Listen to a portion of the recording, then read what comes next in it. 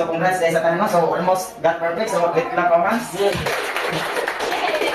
So padayon lang din para sa atong prelim exam is studyhan ninyo ang chapter 1 and 2 lang yapon din para mas ma-inspire mo nga mo study yun kung sa'yo gusto ninyo pag makapasal, if ever makapasal mo.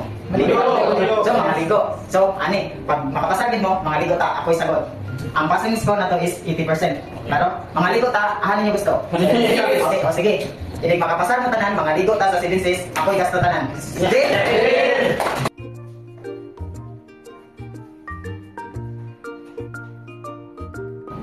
Wala, murag napasubo gid ko ba, napasubo gid ko. Dako din ko magastuan ko, pila ko may budget. Pila ko magasto lang yun.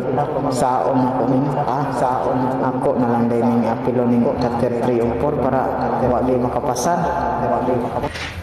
So good morning class. So exam na class. And class.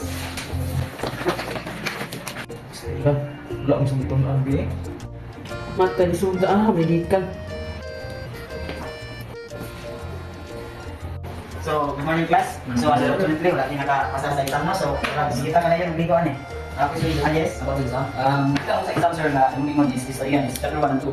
Nalagay din yung previous question na wala sa lesson 1 and 2 sir. Ang senaryo nagpakita sa klaro ang kondisyon nga giguyan sa teacher which is ang manglibre sa iyong student once mapasar sila sa prelim exam. So, katong ang senaryo nagpakita og obligation sa teacher nga manglibre once mapasar ang iyong student. So, natay gitawag nga suspensive condition. What is suspensive condition? Suspensive condition refers to the condition, the happening of which give rise to the obligation. So, ang suspensive condition atong senaryo mao ang pagbuhi sa teacher o condition nga if makapasar yung student manglibre siya. So, if ever na na-fulfill ang condition, obliged or obligado ang teacher nga manglibre sa iyang mga estudyante sa pagpangaligo. So karon ang pangutana, napay right ang mga student na budiban sa saan sa teacher na mga ligo bisag wala sila kapasar? Given the fact na nangitag pamaagi lang teacher na dili sila kapasar? Ang tubag makita nato sa Civil Code Section 1, Article 1186. The condition shall be deemed fulfilled if the obligor voluntarily prevents its fulfillment. This provision speaks of the doctrine of constructive fulfillment. Na kinitulo ka requisite ug ato siyang bansayon kung paano siya nakalilate sa atong situation. Ang una, the condition is suspensive. Nakita nato na condition sa teacher suspensive. Number 2, the obligor actually prevents the fulfillment of the condition. Nakita nato na ang teacher nag-takes initiative na isudo ng exam paagi sa pag-apply sa chapter 3 and 4 which is wala na na-apply sa review. Number 3 is he acts voluntarily. So the decision of the teacher na isudo ng exam iya atong sole nga will.